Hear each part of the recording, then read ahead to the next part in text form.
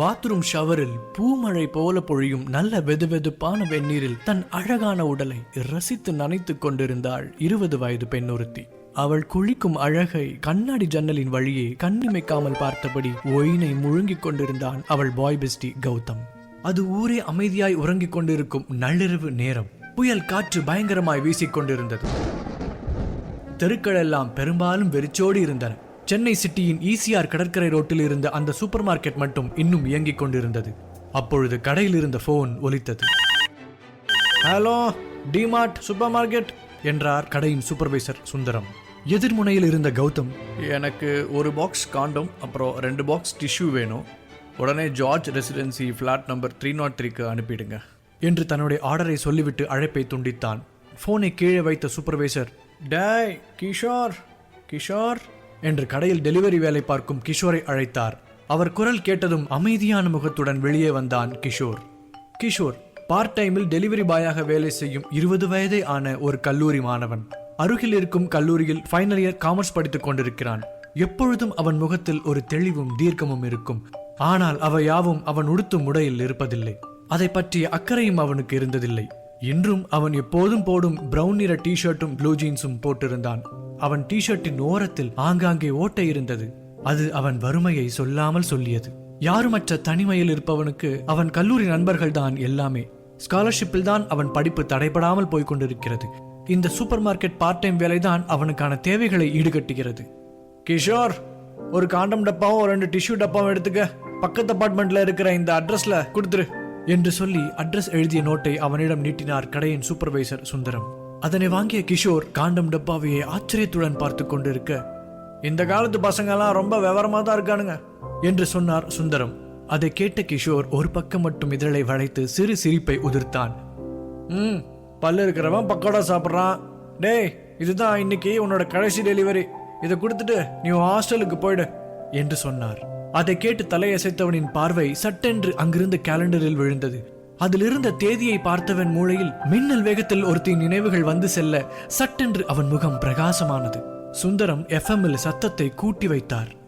ஆசை கொல்லாமல் கொல்லும், அங்கம் தாழாமல் துள்ளும், தனிமையே போ இனிமையே வா, பனி விழும் இரவு நனைந்தது நிலவு.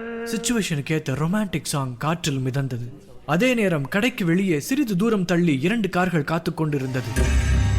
அதில் இருந்தவர்கள் கையில் பெரிய பெரிய கத்தியுடன் தீவிரமாய் நோட்டமிட்டுக் கொண்டிருந்தனர். மழையால் ரோட்டில் ஆள் நடமாட்டம் இல்லாமல் இருக்க அந்த ரவுடி கும்பலிற்கு அது மிகவும் வசதியாய் போனது. டெலிவரி செய்ய வேண்டிய பொருட்களை எல்லாம் எடுத்துக்கொண்ட கிஷோர் மீண்டும் சூப்பர்வைசர் முன்பு வந்து நின்று ஒரு விலை உயர்ந்த லிப்ஸ்டிக்கை நீட்டினான். என்னடா அது என்று சுந்தரம் புரியாமல் கிஷோரை பார்க்க பதிலேதும் சொல்லாதவன் அந்த லிப்ஸ்டிக்கிற்கான காசை அவரிடம் நீட்டினான். அந்த லிப்ஸ்டிக்கின் விலை சுந்தரத்திற்கு நன்றாக தெரியும். எனவே கிஷோரை முறைத்தவர், இத போய் நீ 2000 கொடுத்து வாங்க போறியா என்று கண்டிப்புடன் கேட்க பதில் சொல்லாமல் அமைதியாய் அதே நேரம் அழுத்தமாய் அவரை பார்த்தான் கிஷோர். இந்த காசுக்கு நீ எத்தனை இடத்துல டெலிவரி பண்ணணும்னு உனக்கு தெரியும்ல, உனக்குன்னு ஒரு நல்ல டிஷர்ட் கூட வாங்க மாட்டேன், அப்புறம் எதுக்குடா இவ்வளோ காசு கொடுத்து இந்த லிப்ஸ்டிக் வாங்குற என்று அக்கறை கலந்த கண்டிப்புடன் கேட்டார் சுந்தரம். வெட்கப்பட்டவன் மேனகாக்காக என்ற ஒற்றை வார்த்தையில் தன் பதிலை முடித்துக் கொண்டான் கிஷோர். இவன் திருந்த மாட்டான் என்று நினைத்துக் கொண்டே அவர் சிறிது தள்ளுபடி செய்து அவனுக்கு அந்த லிப்ஸ்டிக்கை கொடுத்தார். அதனை வாங்கியவன் சிறு புன்னகையுடன் மேனகாவின் நினைவுடனே கடையை விட்டு வெளியே வந்தான். மேனகா கல்லூரியில் அவனுடன் படிக்கும் வகுப்பு தோழி.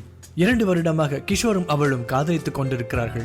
தான் சேமித்த பணத்தை எல்லாம் அவளுக்காக செலவு செய்வதையே தன் முழு நேர மகிழ்ச்சியாக கொண்டிருக்கும் கிஷோர் அவளை தனக்கான தேவதையாக கொண்டாடி கொண்டிருந்தான். மழை வெளுத்து வாங்க தொடங்கியிருக்க ரெயின்கோட்டை மாட்டிக்கொண்டு ஹெல்மெட்டை தலையில் பொருத்தி பைக்கை ஸ்டார்ட் செய்தான். டேய், இந்த போட்டோல இருக்கிறவ இவன் தானே, வெளியே வந்துட்டான்டா என்று காரில் காத்திருந்த ஒருவன் சொல்ல, பார்க்க பொடிய மாதிரி இருக்கான், இவனா இவ்வளோ பண்ணது என்று சந்தேகத்துடன் கேட்டான் இன்னொருவன். பொடி பையனோ பெரிய பையனோ அவன் யாரா இருந்தா நமக்கு என்ன, அவனை தூக்க சொன்னாங்க தூக்கிடுவோம், கொடுத்த காசுக்கு நமக்கு சொன்ன வேலையை மட்டும் நம்ம முடிக்கணும், அதை விட்டுட்டு ஆராய்ச்சி பண்ணிட்டு இருக்க கூடாது, புரியுதா என்று மற்றவர்களை பார்த்து சொன்ன அந்த குழு தலைவன், டேய் மணி, கொஞ்ச தூரம் போனதும் அந்த பையனை அடிச்சு தூக்கிடு, என்று டிரைவரிடம் சொன்னான். இரு காரும் கிஷோரை பின்தொடர்ந்தது. மழையில் சென்று கொண்டிருந்த கிஷோர் கண்ணாடி வழியே 2 கார் பின்னே வருவதைக் கண்டு முதலில் சாதாரணமாகத்தான் நினைத்தான். ஆனால் கார் நீண்ட நேரமாக பின்னால் வருவதை கண்டவன் ஏதோ சரியில்லை என்று புரிந்து கொண்டு வேகத்தை கூட்டினான். ஏன் என்ன ஃபாலோ பண்றாங்க என்று மனதுக்குள் நினைத்த கிஷோர் சிறிது பயத்துடனே வேகமாய் வண்டியை ஓட்ட ஆரம்பித்தான். அவன் வேகமாய் போவதை உணர்ந்தவர்கள் வெறியோடு அவனை துரத்த ஆரம்பித்தனர். பைக்கின் வேகத்தை கூட்டினான் கிஷோர். மழையில் சாலை வழுக்கிக் கொண்டு ஓட்டுவதற்கு கடினமாக இருக்க சுதாரித்து ஓட்டிய கிஷோர் வேண்டுமென்றே சட்டென ஒரு சிறிய சந்துக்குள் பைக்கை திருப்பி அவர்கள் கண்ணில் மண்ணை தூவிவிட்டு மறைந்தான். இவ்வளவு நேரம் தங்கள் கண்முன்பு இருந்தவன் இப்போது இல்லாமல் போகவும் அதிர்ச்சி அடைந்த ரவுடிகள் காரை விட்டு இறங்கினார்கள். சே, இப்படி கோட்டை விட்டுட்டோமே என்று தரையை ஓங்கி ஒருவன் உதைக்க, நம்ம கிட்ட சிக்காமைய போவான், வா முதல்ல இங்கிருந்து கிளம்புவோம் என்று இன்னொருவன் கூற அங்கிருந்து அகன்றனர். ரவுடிகள் பின்னே வராமல் இருப்பதை உணர்ந்து சிறிது நிம்மதியான கிஷோர் அப்பா தப்பிச்சிட்ட என்று நிம்மதி பெருமூச்சு விட்டவன் மீண்டும் மெயின் ரோட்டிற்கு வந்து திருப்ப கவனம் இல்லாமல் ஒரு பள்ளத்தில் விட்டு பைக்கை முறுக்கினான். மழையில் வண்டி வழுக்கிட ஒரு பக்கமாய் சாய்ந்து கீழே வண்டியுடனே விழுந்தான். சில அடி தூரம் வழுக்கிக் கொண்டே சென்றவன் சுதாரித்து நின்றான். கை முட்டியில் சிறு சிராய்ப்புடன் தப்பியவன் தண்ணீரால் காயத்தை கழுவிவிட்டு வண்டியை எடுத்துக்கொண்டு நேரே பொருட்களை டெலிவரி செய்ய வேண்டிய அபார்ட்மெண்ட்டிற்கு சென்றான். தான் பொருட்களை கொடுக்க வேண்டிய பிளாட்டுக்கு முன்பு சென்று காலிங் பெல்லை தட்டிவிட்டு வெளியே நின்றான். அடிப்பட்ட காயம் வேறு அவனுக்கு எரிச்சல் தர மிகவும் கஷ்டப்பட்டு நின்றிருந்தான். 5 நிமிடம் கழித்து கதவு திறக்கப்பட்டது.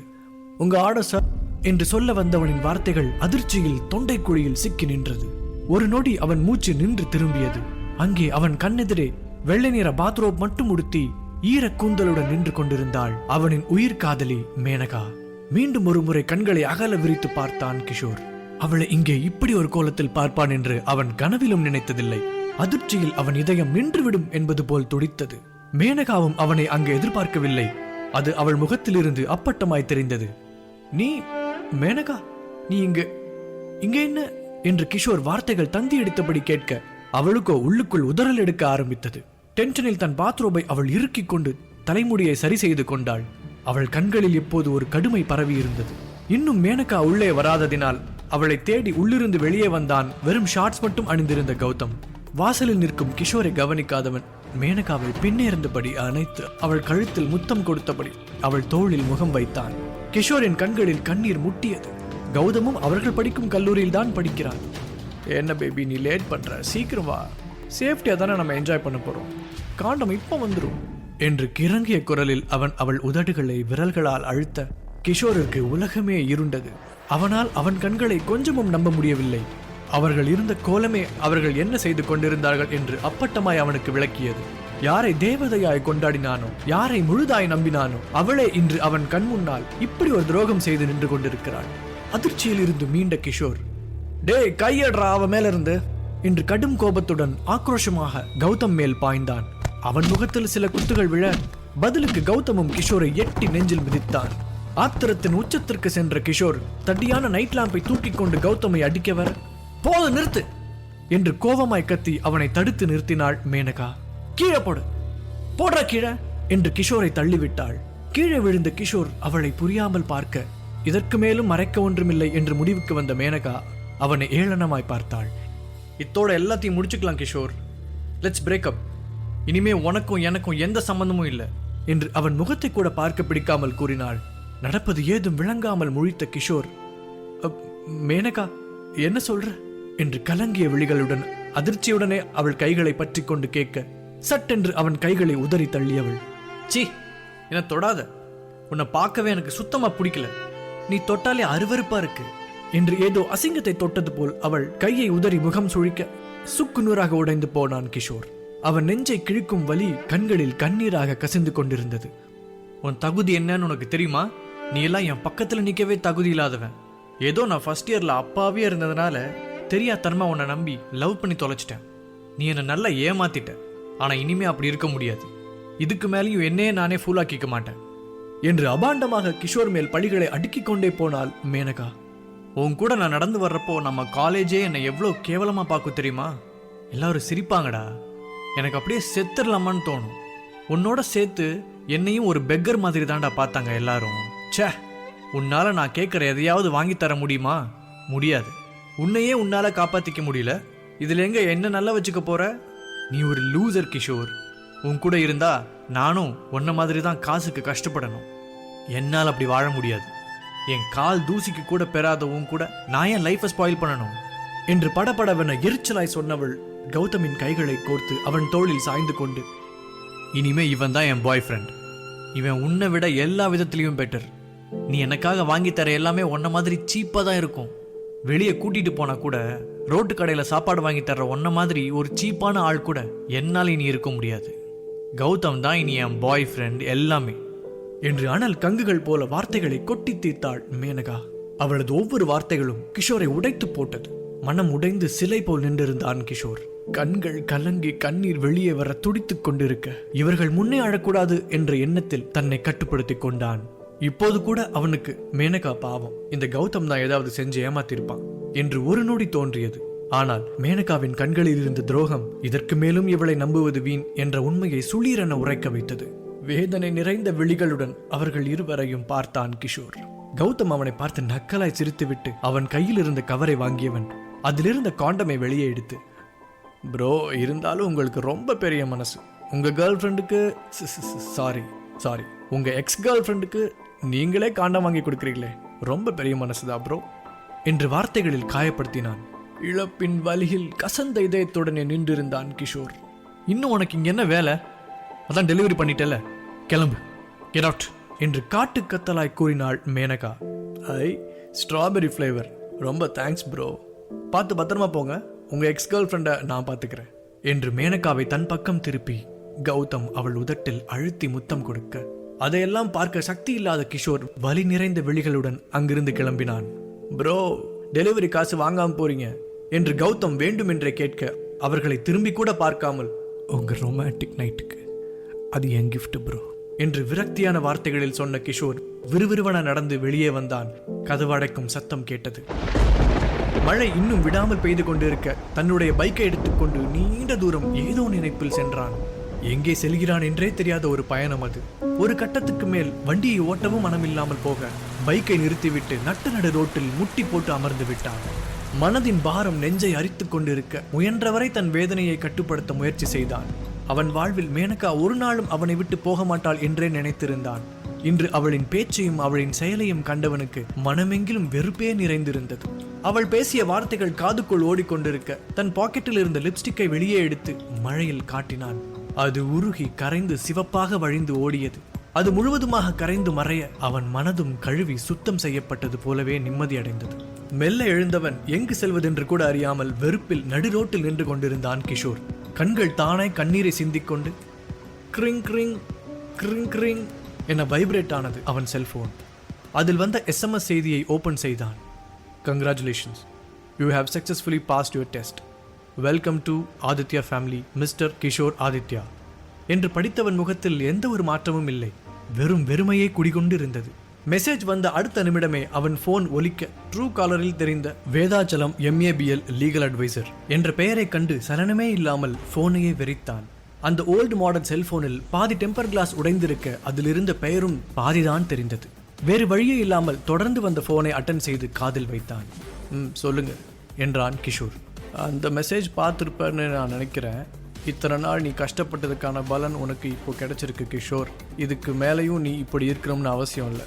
நீ யாரு, உன் ஒரிஜினல் ஐடென்டிட்டி என்னன்னு இந்த உலகத்துக்கு காட்ட வேண்டிய நேரம் வந்தாச்சு. இதை நீ வேணாம்னு ஒதுக்க முடியாது. உனக்கு விருப்பம் இருக்கோ இல்லையோ, நீ தான் ஆதித்யா குடும்பத்தோட அடுத்த வாரிசு. 1000 கோடி சொத்துக்கு ஒரே பவர் ஆஃப் அட்டார்னி. இதை யாராலையும் மாற்ற முடியாது. நான் சொல்றது உனக்கு புரியும்னு நினைக்கிறேன். சீக்கிரமே வா என்று எதிர்புறத்திலிருந்து தீர்க்கமான ஒரு 60 வயது மதிக்கத்தக்க குரல் கேட்டது. அதில் கிஷோர் மேல் இருக்கும் அக்கறையும் தெளிவாக புரிந்தது. என்று மட்டுமே பதிலாய் அளித்தான் கிஷோர். நீ அடுத்து பண்ண வேண்டிய வேலையும் உனக்கு மெசேஜில் வந்திருக்கும். நாளைக்கு காலையில் மொதல் வேலையா நீ அந்த வேலையை முடிச்சிரு என்று சிறிது கண்டிப்புடன் சொல்லிய அந்த குரல் போனை கட் செய்ய கிஷோர் வெறும் கசப்பான புன்னகையுடன் மழையில் நனைந்து கொண்டிருந்தான். அவனுக்கு தெரியும் இந்த நொடி அவன் வாழ்க்கை மாறிவிட்டதென்று. ஆனால் அவனால் முழுமையாக அதில் லயிக்க முடியவில்லை. மீண்டும் அவன் செல்போன் வைப்ரேட் ஆனது. Royal bank of commerce, your account balance 1000 crores சைஃபர்கள் மொபைல் ஸ்கிரீனை தாண்டி நீண்டு கொண்டே போனது. நிச்சயமாக அது 100 கோடியை தொட்டுவிடும் என்பது மட்டும் கிஷோருக்கு நன்றாக புரிந்தது. துக்கமும் சந்தோஷமும் ஒரே நேரத்தில் வந்தால் ஒரு மனிதனால் எப்படி அதை அனுபவிக்க முடியும்? சில நொடிகளுக்கு முன்பு காதலியால் காசில்லாதவன், எதற்கும் லாய்க்கில்லாதவன் என கிட்டத்தட்ட பிச்சைக்காரனை போல தூக்கி எறியப்பட்ட கிஷோர் இப்போது இந்த சிட்டிக்கே ராஜா, கோடீஸ்வரன். இனிதான் அவன் ஆட்டம் ஆரம்பமாக போகிறது. உண்மையில் கிஷோர் யார்? அவன் எப்படி பணக்கார ஆதித்யா குடும்பத்தின் வாரிசாக இருக்க முடியும்? காதல் தோல்வியில் தவிப்பவனின் வாழ்க்கை இனி என்னவாக போகிறது? சுவாரஸ்யமான கேள்விகளுக்கு அதிர்ச்சி திருப்பங்களுடன் பதிலளிக்கப் போகிறது இன்ஸ்டா மில்லினியர் புத்தம் புதிய ஆடியோ சீரீஸ் உங்கள் பாக்கெட் எஃப்எம்மில். Keep listening.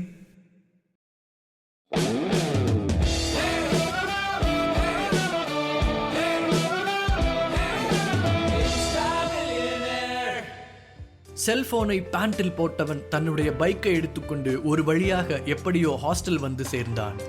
அப்படியே படுக்கையில் விழுந்தான். எப்படி தூங்கினோம் என்று தெரியாமல் தூங்கியவனுக்கு இரவு லாயருடன் போனில் பேசியதெல்லாம் நினைவு வந்ததும் சட்டென்று படுக்கையில் இருந்து எழுந்தான். அப்போது காலை விடிந்திருந்தது.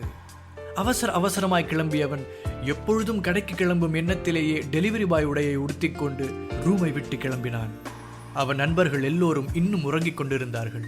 ஒரு ஷேர் ஆட்டோவை பிடித்துக் கொண்டு சென்னை நகரத்தின் மைய பகுதியில் அமைந்திருக்கும் அந்த ராயல் பேங்கை நோக்கி பயணித்தான் கிஷோர். நகரத்தின் மிக முக்கிய பெரும்புள்ளிகள், செல்வந்தர்கள் மட்டுமே அந்த பேங்கில் வங்கி கணக்கு வைத்திருப்பர். வெறும் பணக்காரர்கள் மட்டுமே பயன்படுத்தும் அந்த பேங்கிற்குத்தான் அவனை போகச் சொல்லி அந்த மெசேஜில் இருந்தது. ஷேர் ஆட்டோவிற்கு 20 ரூபாய் பணத்தை கொடுத்தவன் வெளியே இருந்து பேங்கை பார்த்தான். கண்ணாடியால் கட்டப்பட்ட கட்டிடம், கிட்டத்தட்ட 15 தளங்கள் இருக்கும். பார்க்கிங் இடத்தில் கூட உயர்தர கார்கள் வரிசையாய் நின்று கொண்டிருந்தது. அங்கிருந்தவர்கள் இவனை மேலும் கீழும் ஒரு மாதிரியாக பார்த்துவிட்டு சென்றனர். அவன் உடுத்தியிருக்கும் உடைக்கும் அவன் நிற்கும் இடத்திற்கும் கொஞ்சமும் பொருத்தமில்லாமல் இருந்தது. பெரிதா இதை பற்றி கண்டுகொள்ளாதவன் கதவை திறந்து உள்ளே நுழைய சரியாக உள்ளே இருந்து வந்த பெண் மீது கதவு மோதிவிட்டது. கிஷோர் கவனிக்காமல் திறந்திட அதில் முட்டிக்கொண்ட அந்த பெண் தலையை பிடித்துக்கொண்டு அவனையே முறைத்து பார்த்தாள். ஹை ஹீல்ஸ் உதவியால் சற்று உயரமாய் தெரிந்தவள் வெளிர் நிற மஞ்சள் கிராப் டாப்ஸும் வெள்ளை நிற முழு நீல ஜீன்ஸும் அணிந்து தலையை தேய்த்தபடியே அவனையே முறைத்து பார்த்தாள். உனக்கு என்ன கண்ணு தெரியலையா இடியட் என்று கண்ணை உருட்டி எள்ளும் கொள்ளுமாய் விடுத்து கேட்க அவளையே இமை கொட்டாது பார்த்தான் கிஷோர். இவளின் சத்தம் கேட்டு பரபரப்பாய் இவர்களிடம் ஓடி வந்தாள் மேனேஜர் தாரா. அவளுக்கும் இளவயதுதான். நேர்த்தியான கார்ப்பரேட் உடையில் இருந்தாள். Ma'am, is there any problem என்று தன்மையாய் அவளிடம் கேட்க நடந்ததை சொன்னாள் இடிவாங்கிய பெண். இவனை மாதிரி ஆடுகளெல்லாம் யாரு உள்ள விட்டது? உங்க செக்யூரிட்டி என்ன தூங்குறாரா என்று கடுப்பாய் கேட்டாள் அந்த இளம்பெண் தலையை தேய்த்தபடியே.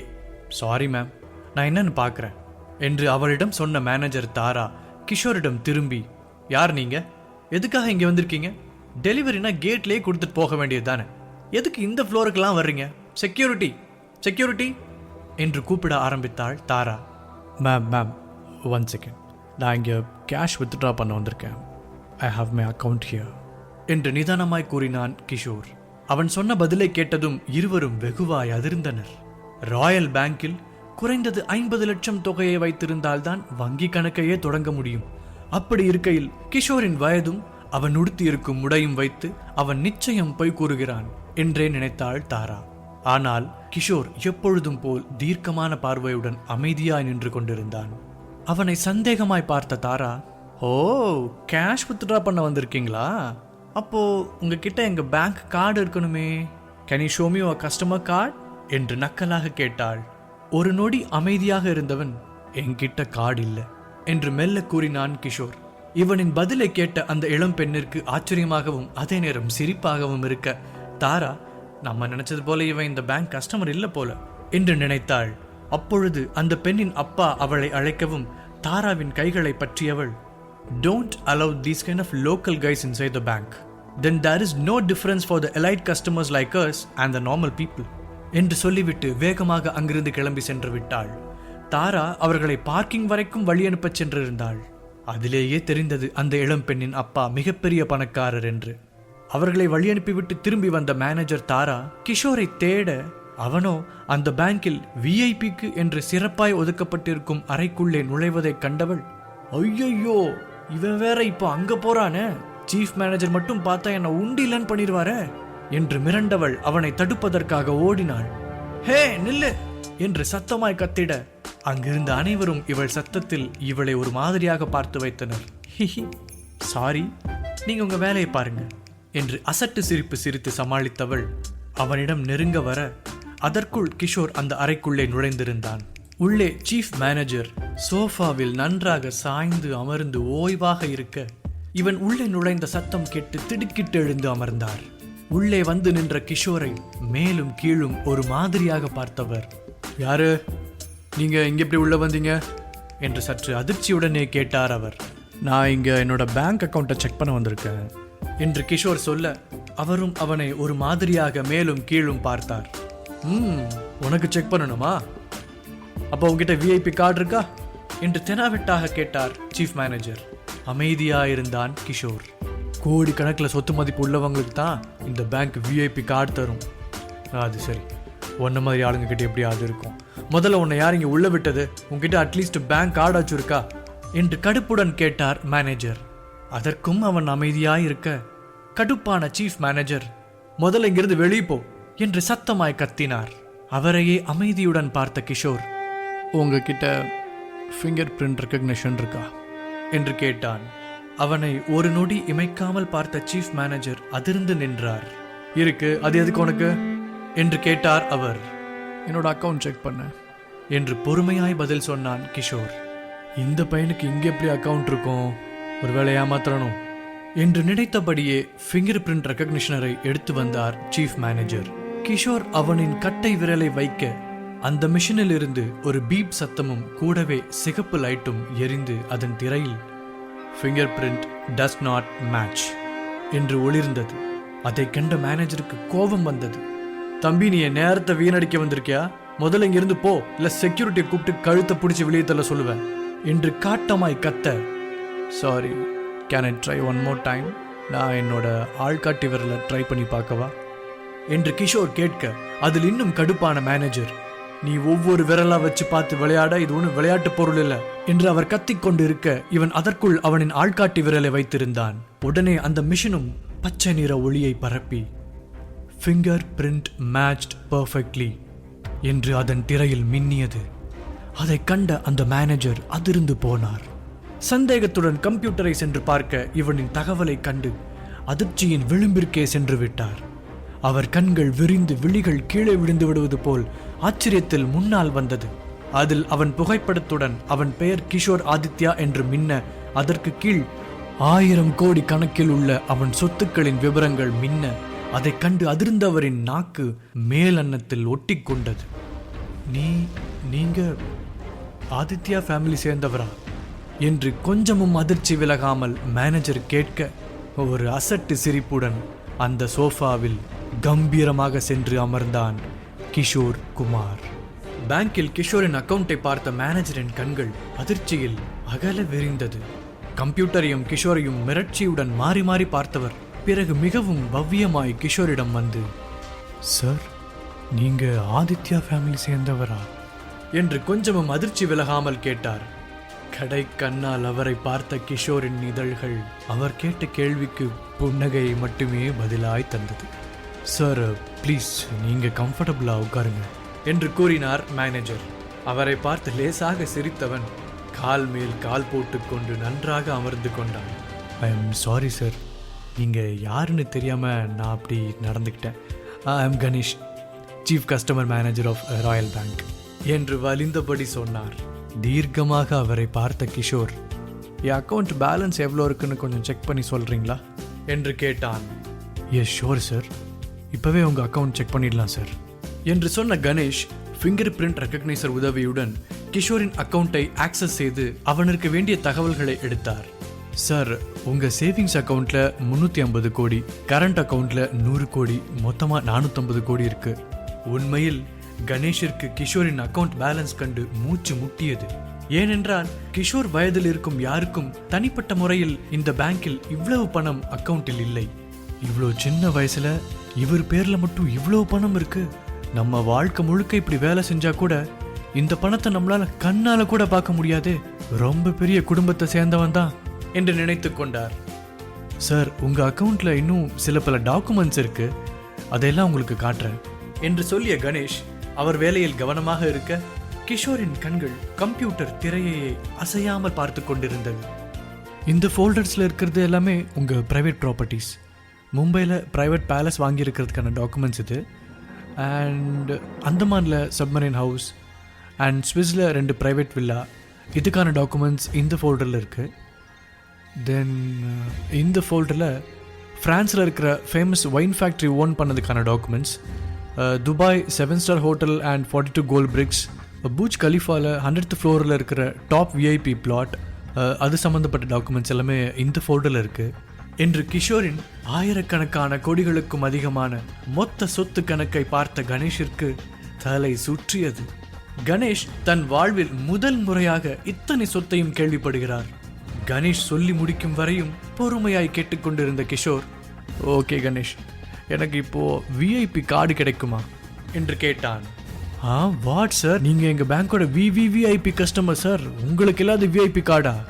2 minutes சார், இப்போவே கொண்டு வரேன், ப்ளீஸ் கொஞ்ச நேரம் வெயிட் பண்ணுங்க என்று பணிவுடன் சொல்லிய கணேஷ் அவனுக்கான கார்டை எடுக்க சென்றான். ஆப்பிள் மில்க் ஷேக் வந்து கொடுத்தார் கேட்டரிங் இன்சார்ஜ். கிஷோருக்காக அந்த பேங்கில் விஐபிற்கு என்று தனியாய் கொடுக்கப்படும் விஐபி கார்டை பவ்யமாக எடுத்து வந்தார் கணேஷ். சார், உங்க கார்டு என்று இன்முகத்துடன் கணேஷ் கொடுக்க அதனை பெற்றுக்கொண்ட கிஷோர், தேங்க்ஸ் என்று சொல்லிவிட்டு வெளியே கிளம்பினான். கணேஷ் அவனை வழியனுப்புவதற்காக கம்ப்யூட்டர் அனைத்தையும் ஷட் டவுன் செய்தான். வெளியே தாரா மிகவும் படபடப்புடனே நின்று கொண்டிருந்தாள். என்ன உள்ள போனவனை இன்னும் காணோம்? ஒருவேளை கணேஷ் சாரே அவனை உண்டு இல்லைன்னு பண்ணிட்டு இருக்காரா? ஐயோ, இப்போ என்கிட்ட வந்து ஏன் அவனை உள்ள விட்டான்னு கேட்டா என்ன பண்றது என்று குழப்பத்துடனே யோசித்துக் கொண்டிருந்தாள். அதே நேரம் சரியாக கிஷோர் உள்ளிருந்து வெளியே வர அவனை கண்டதும் மீண்டும் அதே டோனில், உனக்கு எவ்வளவு தைரியம் இருந்தா நீ விஐபி ரூம்குள்ள போவ? வா, உன்னை இப்பவே போலீஸ் ஸ்டேஷன் எடுத்துட்டு போறேன் என்று கடுமையாய் சொல்லியவள் அப்பொழுதுதான் அவன் கையை பார்த்தாள். கிஷோரின் கையில் விஐபி கார்டு இருக்க அதனை கண்டவள், உன்கிட்ட எப்படி இந்த கார்டு வந்துச்சு என்று கேட்டாள். கிஷோர் பதில் சொல்ல வருவதற்குள் வெளியே வந்த கணேஷ் அங்கு நடப்பதைக் கண்டு வேகமாய் அவர்களிடம் வந்து, தாரா, என்ன பண்ணிட்டு இருக்க நீ என்று கண்டிப்புடன் கேட்டார். சார், இவன் உள்ள வந்து விஐபி கார்டு திருடிட்டு இருக்கான், நான் இவனை வெளியே போக விடாம பிடிச்சிட்டேன் என்று கிஷோரை பற்றிய உண்மை அறியாமல் சொல்ல அதில் கடுப்பான கணேஷ், வாய மூடு தாரா, இவர் நம்ம பேங்கோட பிரஸ்டீஜியஸ் கஸ்டமர், அதுவும் விஐபி கஸ்டமர். ஒரு கஸ்டமர் கிட்ட எப்படி பிஹேவ் பண்ணணும்னு மேனஸ் தெரியாத அவனுக்கு, உடனே அவர்கிட்ட மன்னிப்பு கேளு என்று வார்த்தைகளை கடித்து துப்பினான். அதை கேட்டு ஒரு நிமிடம் கிஷோரை அதிர்ச்சியாய் பார்த்த தாரா உடனே சுதாரித்து, சாரி சார் என்று தலையை தாழ்த்தி மன்னிப்பு கேட்க கிஷோர் அவளை ஒரு பொருட்டாகவே மதிக்காமல் அங்கிருந்து கிளம்பினான். அவன் லிப்டில் மறைந்தவுடன், என்ன தாரா, அவர் யார் தெரியுமா? ஆதித்யா குரூப் ஆஃப் கம்பெனியோட வாரிசு, 100 crores அக்கவுண்ட் ஹோல்டர், பார்த்து ட்ரீட் பண்ணுங்க எல்லாரும் என்று சொல்லிவிட்டு தன் அறைக்கு செல்ல பிரமிப்பில் வாயடைத்து நின்றாள் தாரா.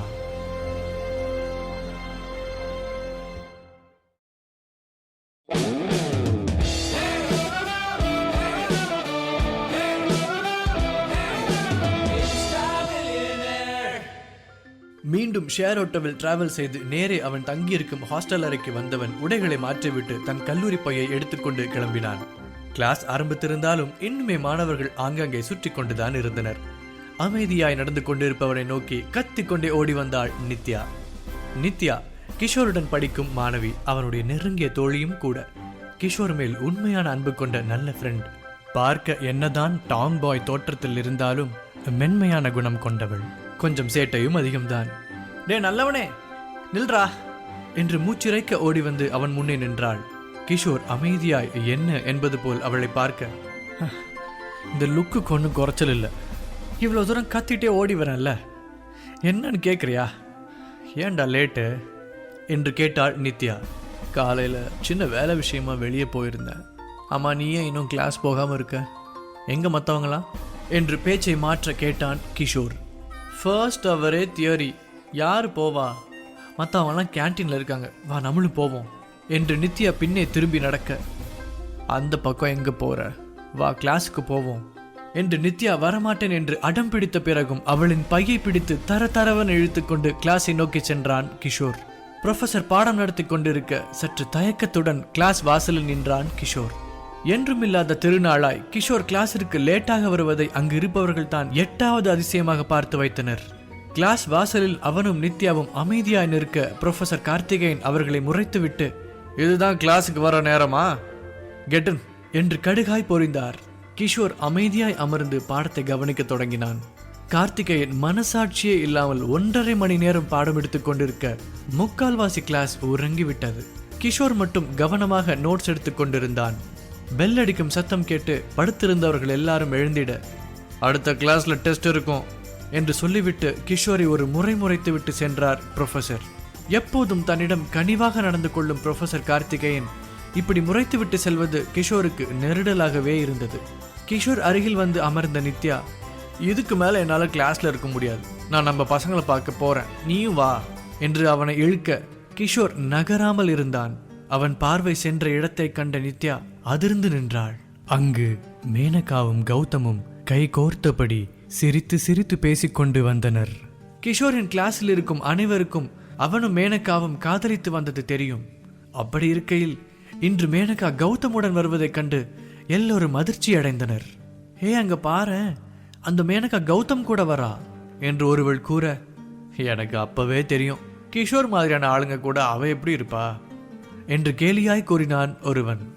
மற்றவர்கள் எல்லாம் இவர்களை பற்றி பேசிக்கொண்டிருக்க கிஷோரிடம் வந்த மேனகா, இந்தா நீ கொடுத்த போன் என்று கிஷோர் அவளுக்காய் கிஃப்டாய் வாங்கி கொடுத்திருந்த புது மாடல் ஆண்ட்ராய்டு போனை அவனிடம் கொடுத்தாள். கிஷோர் ஒன்றும் பேசாமல் அமைதியாக இருந்தான். ஹே, இந்தா நீ வாங்கி கொடுத்த 10,000 ரூபா போன், நேத்து நமக்கு பிரேக்கப் ஆனப்பவே நீ எனக்கு கொடுத்த எல்லாத்தையும் திருப்பி கொடுக்க முடிவு பண்ணிட்டேன், இந்தா என்று ஒரு கவரையும் சேர்த்து அவனிடம் நீட்டினாள். இதையெல்லாம் பார்த்த நித்யாவிற்கு என்ன நடந்திருக்கும் என்று புரிந்தது. திரும்பி கிஷோரை பார்க்க அவன் தலை கவிழ்ந்து அமர்ந்திருந்தான். அவளுக்கு சட்டென்று கோபம் தலைக்கு ஏறியது. மேனகாவையும் கௌதமையும் மாறி மாறி பார்த்தவள் சட்டன் எழுந்து நின்றாள். ஹே மேனகா, உனக்கு என்ன பைத்தியமா பிடிச்சிருக்கு? போயும் போயும் இந்த கௌதமுக்காகவா நீ கிஷோரை பிரேக்கப் பண்ணியிருக்க? சீ, நீ எல்லாம் ஒரு பொண்ணா? நித்யா கேட்ட வார்த்தைகள் ஒவ்வொன்றும் சுளீரென வலிக்க மேனகா எரிச்சல் அடைந்தாள். கிஷோர் உன்னை எவ்வளவு லவ் பண்ணா? உனக்கு ஏதாவது ஒண்ணுனா துடிச்சு போயிருவான். உன்னை எப்படியெல்லாம் பார்த்துக்கிட்டான், என்னெல்லாம் பண்ணியிருக்கான், எல்லாம் மறந்து போச்சா என்று வெடித்து கேட்டாள் நித்யா. கிஷோர் அவளின் கைகளை இறுக்கமாய் பற்றி அவளை அமைதிப்படுத்த முயற்சித்தான். நீ சும்மாருடா, நீ இப்படி அமைதியா இருக்கிறதுனால தான் இதுக்கெல்லாம் உன் மண்டையில நல்ல மிளகா அரைக்குதுங்க என்று அவனிடம் சொல்லியவள் மேனகாவிடம் திரும்பி, உனக்காக தான் பார்ட் டைம் வேலைக்கு போய் நீ கேட்டதெல்லாம் வாங்கி கொடுத்தான், உனக்காக தான் அவன் கஷ்டப்பட்டு வேலை பார்த்து அந்த ஃபோன் வாங்கி கொடுத்தான், உன் செமஸ்டர் ஃபீஸ் எல்லாம் கட்டினான், அவ்வளவு ஏன் நீ போட்டிருக்க ட்ரெஸ்ஸு, ஷூ, கம்மல், லிப்ஸ்டிக் முதற்கொண்டு எல்லாம் அவ வாங்கி கொடுத்ததானடி. அவள் ஒவ்வொன்றாய் சொல்ல சொல்ல மேனகாவிற்கு அவமானம் பிடுங்கி தின்றது. உனக்கு உடம்பு சரியில்லைன்னா அவன் தூங்க மாட்டான்டி, அப்படி உன்னை பார்த்துக்கிட்டான். ஆனா நீ அவனை விட்டுட்டு இவன் கூட சுத்திட்டு இருக்க என்று கேட்டாள் நித்யா. நானா இவனை எனக்கு போன் வாங்கி தர சொன்னேன்? அவன் தகுதிக்கு மீறி வாங்கினது அவன் தப்பு. எனக்கு ஐபோன் கிடைக்கிறப்போ நான் ஏன் ஆண்ட்ராய்டு டப்பா போன் வச்சிருக்கணும்? நான் ஒன்று அவனை லவ் பண்றேன்னு சொல்லவே இல்லை. அவன் தான் என் பின்னாடி வாலாட்டி சுத்திக்கிட்டு இருந்தான். எனக்கு ஏத்த ஜோடி கௌதம் தான். என் பர்சனாலிட்டிக்கும் அழகுக்கும் அவன் தான் கரெக்ட். அது கிஷோருக்கே தெரியும். அதான் அவனே அமைதியா இருக்கான். நீ ஏன் சும்மா லபோதிபோன்னு கத்திக்கிட்டு இருக்க? போ. கௌதமின் கையை இறுக்கமாக பிடித்தாள் மேனகா. அதை பார்த்த கிஷோரின் கண்கள் கலங்கியது. சே, இவளையா விழுந்து விழுந்து காதலிச்சோம், அம்மா தேவதைன்னு உருகணும் என அவன் மனம் அவனையே கேள்வி கேட்டது. துரோகத்தின் வலி ஆழமாய் பாய்ந்தது. நித்யா விட்டால் மேனகாவின் வாயை அடித்து உடைக்கலாமா என்றுதான் இருந்தாள். ஆனால் கிஷோர் அவள் கையை பிடித்து தடுத்திருந்தான். இதையெல்லாம் பார்த்து ரசித்த கௌதம், டார்லிங், இங்க ஒரு நெகட்டிவ் வைபா இருக்கு. நம்ம மகாபலிபுரம் வரைக்கும் என்னோட ஃபாரின் பைக்ல ஒரு ரைட் போலாமா? நீயும் நானும் தனியா கொஞ்ச நேரம் டைம் ஸ்பெண்ட் பண்ணாதான் எனக்கு மறுபடியும் நல்ல மூடு வரும் என்று ஹஸ்கி வாய்ஸில் சொன்னான். அதை கேட்டு வெட்கப்பட்ட மேனகா, நீ எங்க கூப்பிட்டாலும் நான் வர ரெடி கௌதம் என்று சொல்லிவிட்டு அங்கிருந்து சென்றாள். கிஷோர் முகத்தில் எந்த ஒரு உணர்வையும் காட்டிக்கொள்ளாமல் அமைதியாயிருந்தான். போடி போ, அப்படியே போயிடுங்க, உங்களால தாண்டி எல்லா பொண்ணுங்களுக்கும் கெட்ட பேர் என்று திட்டி தீர்த்தாள் நித்யா. சே, சரியான ராட்சசி, இவெல்லாம் மனுஷியே இல்லை என்று கடுப்பாய் சொன்ன நித்யா கிஷோரின் அமைதியான முகத்தை கண்டு, டே கிஷோர், இதுக்கெல்லாம் நீ ஃபீல் பண்ணாதடா. இந்த மாதிரியான கேவலமான ஜென்மம் உன் லைஃபை விட்டு போனதுக்கு நீதான் முதல்ல சந்தோஷப்படணும். செல்ஃபிஷ் பிட்ச் என்று சொல்லி அவனை தேற்ற முயற்சி செய்தாள் நித்யா. கிஷோர் யோசனையுடனே அமைதியையே கடைபிடிக்க, அட அவளை பத்தி தான் உனக்கு இப்போ தெரிஞ்சிருச்சுல்ல, இதுக்கெல்லாம் நீ ஃபீல் பண்ணலாமா? அவெல்லாம் ஒரு ஆளுன்னு அவளுக்காக நீ ஃபீல் பண்ணி உன் நேரத்தை வேஸ்ட் பண்ண போறியா? இவையெல்லாம் நாளைக்கே இன்னொரு பணக்காரன் வந்தா அவன் பின்னாடியே போயிடுவாடா. வர்த்துல டியூட் என்று சொல்லி அவனை சமாதானம் செய்தாள் நித்யா. அவளுக்கு தான் தெரியுமே கிஷோர் எப்படியெல்லாம் மேனகாவை காதலித்தான் என்று. நிச்சயமாக இந்த ஏமாற்றம் அவனை காயப்படுத்தி இருக்கும் என்று அவள் உணர்ந்திருந்தாள். அவன் மூடை மாற்ற முயற்சித்தவள், இருந்தாலும் நீ இவ்வளோ சப்பையா இருப்பன்னு நான் நினைக்கலடா. அம்பியை விட மோசமான ஏமாளியா இருக்க. மீனுன்னு சுத்திட்டு திரிஞ்ச நல்லா வச்சு செஞ்சுட்டால, பேசாம நீ எல்லாம் சாமியாரா போயிடலாம்டா கோமுட்டி தலையா என்று அவனை கலாய்க்க, ரொம்ப டயலாக் பேசாத, நான் ஒன்றும் அவ்வளோ வீக் இல்லை என்று சொல்லி மெல்லச் சிரித்தான் கிஷோர். அடக்கரகமே, நீ ஃபீல் பண்ணுவேன்னு நான் பேசின பாரு, என்ன சொல்லணும். சரி வா, உன்னை பிடிச்ச சனி போயிடுச்சுல, அதுக்கு நான் ட்ரீட் வைக்கிறேன். நம்ம எல்லாரும் வெளியே இன்னைக்கு ஃபுல் கட்டு கட்டுவோம் என்று சொல்லி அவனின் கையை பற்றி இழுத்துச் செல்ல, நேற்று விழுந்ததில் கையில் இன்னும் காயம் இருக்க அவளின் கை பட்டதும் எரிச்சலில் கிஷோர் ஆ என்று கத்தினான். என்னாச்சுடா என்று நித்யா அவனின் கையை பார்க்க ரத்தம் காய்ந்து சிராய்ப்புகள் கையில் இருந்தது. டே, எப்படிடா அடிபட்டுச்சு? எங்க போய் விழுந்து வார்ன என்று கேட்டாள் நித்யா. நேத்து டெலிவரி பண்ண போற வழியில வண்டி ஸ்கிட் ஆயிடுச்சு என்று கூறினான் கிஷோர். என்னடா சொல்ற? நீ இப்படி கவனம் இல்லாம பைக் ஓட்ட மாட்டியே என்று புரியாமல் கேட்டாள் நித்யா. ஒரு நொடி யோசித்தவன், இல்ல நேத்து நைட் நல்ல மழை வேற பெஞ்சிச்சு, அதோட ஏதோ 2 கார் என்னை சேஸ் பண்ணிட்டு வந்துச்சு, அதை பார்த்ததும் பயந்து ஒரு சந்துக்குள்ள போயிட்டேன், அது கவனம் இல்லாம வண்டி ஸ்கிட் ஆயிடுச்சு என்று முன்தினம் நடந்ததை கூறினான் கிஷோர். என்னது, கார் சேஸா? ஆமா, இவர் பெரிய டாம் குரூஸ் போடாங்க, உனக்கு மட்டும் எங்க இருந்து தான் இப்படி எல்லாம் கிளம்பி வராங்களோ என்று நொந்து கொண்டாள் நித்யா. விடு நித்யா, என்ன மாதிரி ஹேண்ட்ஸம் பாய்ஸ் வாழ்க்கையில இதெல்லாம் சகஜம் என்றான் கிஷோர். அடங்கப்பா. நான் நம்ம பசங்களை எதிரில் இருக்கிற ஹோட்டலுக்கு வர சொல்லிட்டேன், நம்மளும் போவோமா மிஸ்டர் ஹேண்ட்ஸம் என்று கூறினாள். இருவரும் சிரித்தபடியே அருகே இருந்த ஹோட்டலிற்கு சென்று நண்பர்களுக்காக காத்து கொண்டிருந்தார்கள். அப்போது அங்கே வந்த நித்யாவின் ரூம்மேட்ஸ் கேர்ள்ஸ், நித்யா 1 minute என்று அவளை அழைக்கவும், இருடா வந்துடுறேன் என்று கிஷோரிடம் சொல்லிவிட்டு அவர்களை பார்க்க சென்றாள் நித்யா. என்னடி கிஷோர் ஓகேவா? மேனகா பிரேக்கப் பண்ணிட்டாலுமே, காலேஜ் ஃபுல்லா இதான் டாக்கு என்று கேட்டாள் பவி. அவர்கள் தன்னை பற்றி தான் பேசுகிறார்கள் என்பதை அவர்கள் பார்வையை வைத்தே புரிந்து கொண்ட கிஷோரின் முகம் வாடியது. மீண்டும் மேனகாவை பாத் ட்ரெஸ்ஸில் பார்த்தது, அவளுக்கு கௌதம் முத்தம் கொடுத்தது, மேனகா கேவலமாக பேசியது அனைத்தும் அவன் மனதை இன்னும் காயப்படுத்தியது. சட்டென அவன் செல்போன் வைப்ரேட்டரில் அதிர அதை எடுத்து காதில் வைத்தான். Good Kishore, first step of ப்ரொசீஜரை கரெக்டாக பண்ணதுக்கு வாழ்த்துக்கள். நான் கூட நீ எங்கே பேங்க் பக்கம் வராமல் போயிடுவியோன்னு யோசனையாக இருந்தேன். But you have chosen the right decision. இது உன்னோட சொத்து, உன் உரிமையை என்றைக்கும் யாருக்காகவும் நீ விட்டு கொடுக்கவே கூடாது.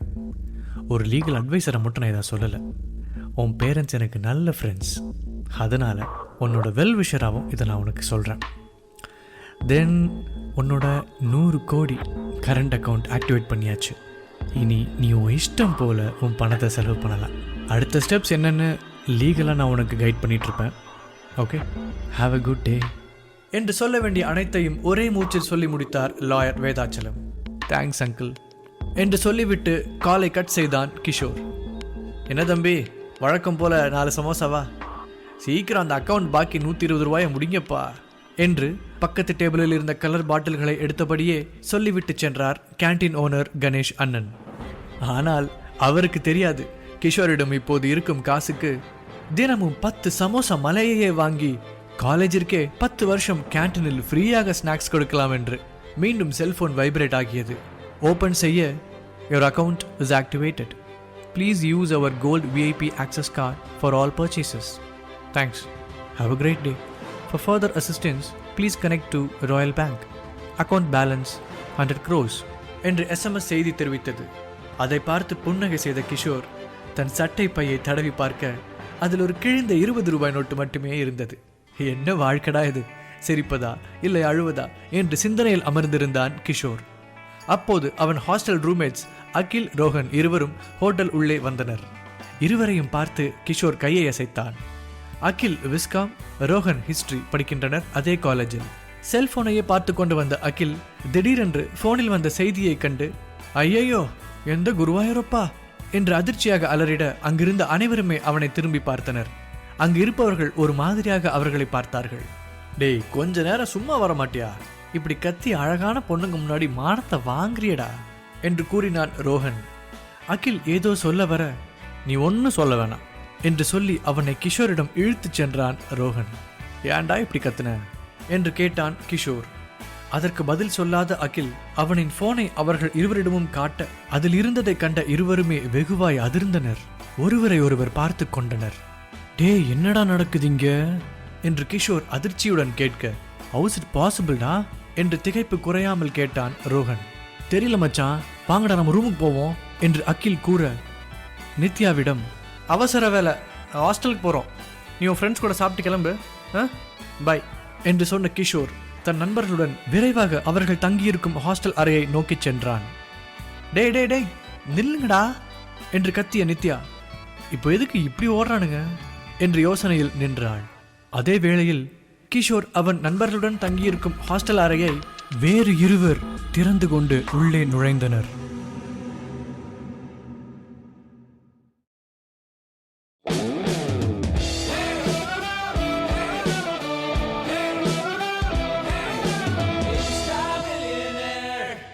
கிஷோர், அகில் மற்றும் ரோஹன் பார்த்து அதிர்ச்சியான மெசேஜ் அவர்களது இன்னொரு நண்பனான சரணிடமிருந்து வந்ததுதான்.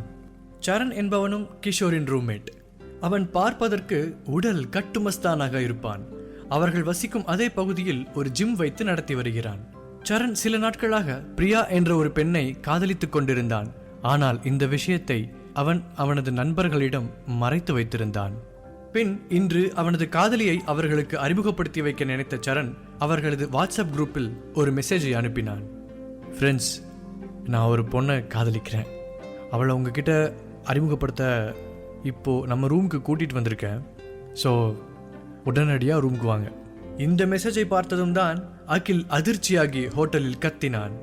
நண்பன் காதலிப்பது அவர்களுக்கு உண்மையில் அதிர்ச்சி தான். ஏனென்றால் சரண் பெண்களிடம் பேசவே கூச்சப்படுபவன்.